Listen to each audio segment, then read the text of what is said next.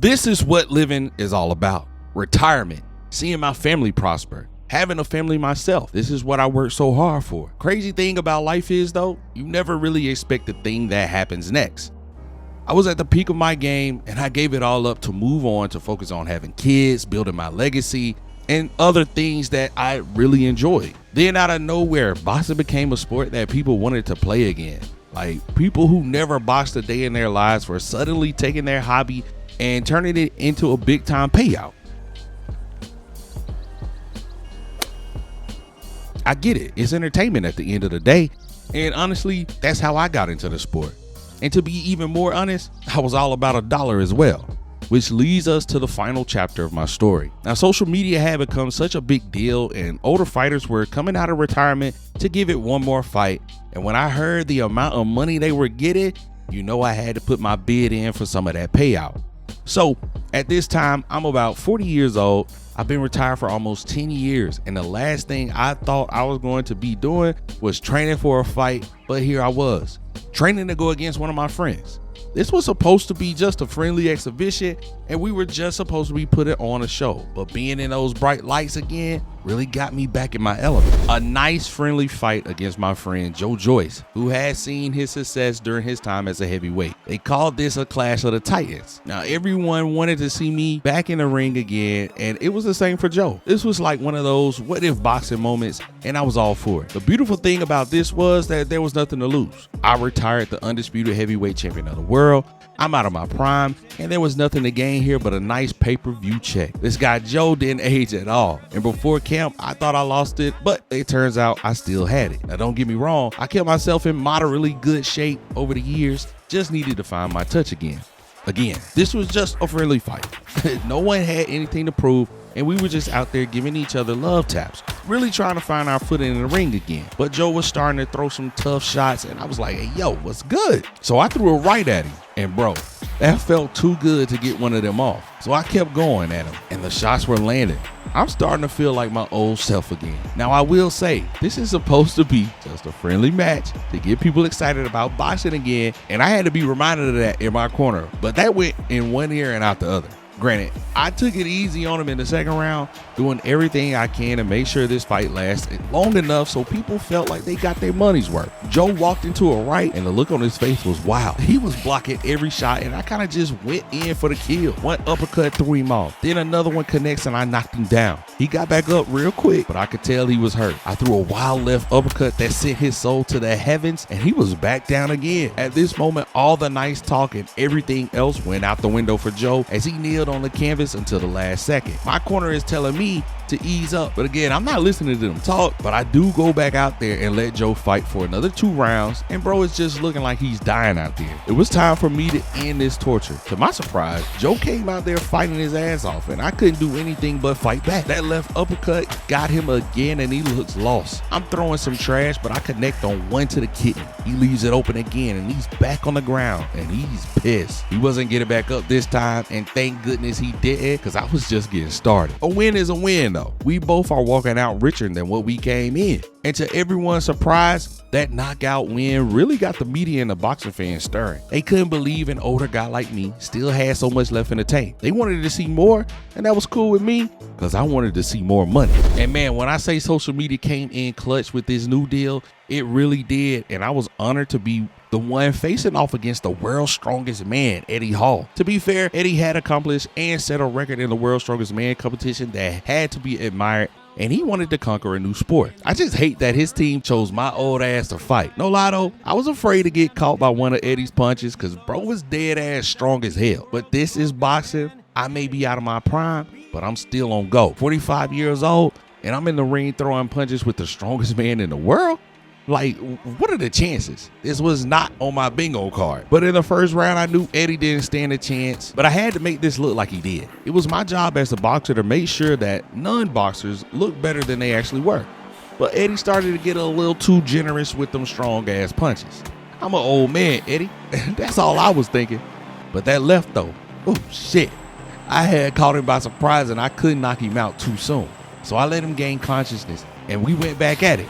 Unfortunately, Eddie started hitting me with some shots and my reflexes took over, and before I knew it, he was down on one knee. I let him finish the round, but I could tell by the way his corner was yelling at him, things were not looking good. Bro had his mouth wide open, breathing hard, and I was just chilling, not fazed a bit. Now the second round, I wasn't expecting this to happen. He came out super protected, and I was letting him cook. But there he goes again, hitting me a little too hard. Got the crowd reacting to his shots. Amateur move though. He leaves his head wide open. That right hook takes him back, and I can see the fear in his eyes as I take my time, send Eddie to the upper room. Now that's the loudest I've ever heard the canvas sound when a body hit it. Look, I even bounced off that bitch for a second. Bro was so big, but I could tell from muscle memory that Eddie was done.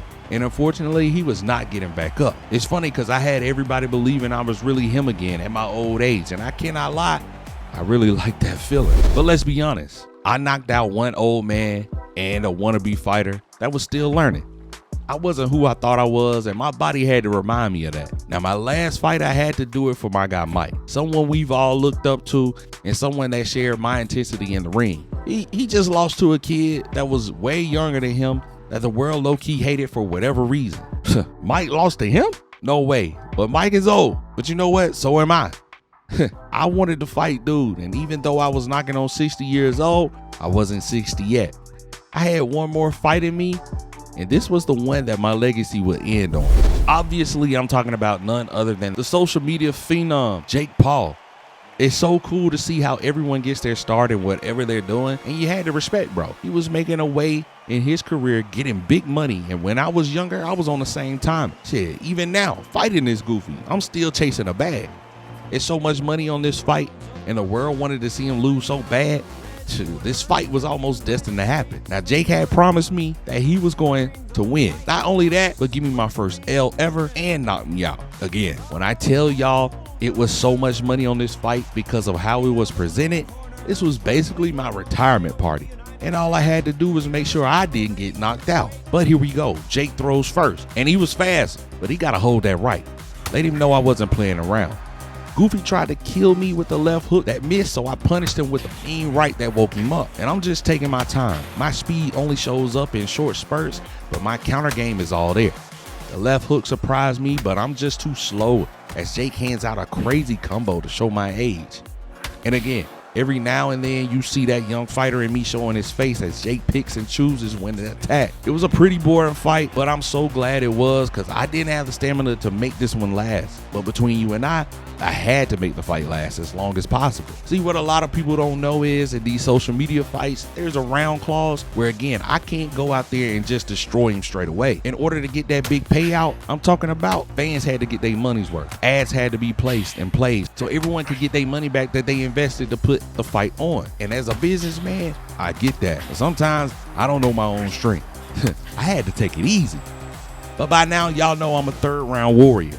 And something just takes over me, and here I am, 50 plus years of age, still looking to kill something. I'm letting Jake throw his punches, then I throw a right. He eats that, so I throw another right. He's lost in the sauce, so I send him up to Jesus as his head flies back and his body falls forward. Now my heart drops. I'm praying Goofy gets back up, because if he doesn't, there goes my big money. Luckily he does, and we finished the round. It's round 4, and I'm just thinking to myself to not get too tired, but also don't let this Goofy think he has a chance against me. He's trying his best, but there's clearly a difference between him and I. Round 5, and Buddy is getting red in the face, and it's not just from my punches. Bruh's getting tired, and although he's throwing the punches of his life, I'm sending some shots right back at him. And to prove that he was almost done, I threw a left and a right uppercut, and bro had to take a knee. I had to back off and let him catch his breath, but the crowd was with it. They were yelling for me to punish this Goofy, and I couldn't do nothing but do as they asked. He's back on his feet for the last seconds of the 5th, and it wouldn't be for long. Throwing his best punches, I finally catch him with an uppercut, then the right hook that drops his body again.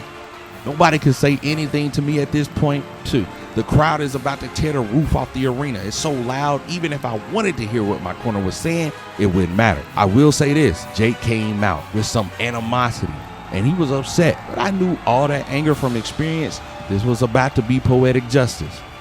I'm letting him go crazy, but I'm countering every shot effortlessly. He connects on a big body shot, throwing his head around, and I connect on the right. Another right for good measure. He doesn't know where he is, and the uppercut sends him literally flying through the air. And as the screams from the friends got increasingly louder, I couldn't hear the ref anymore. I just got extremely emotional. I knew this was it for me.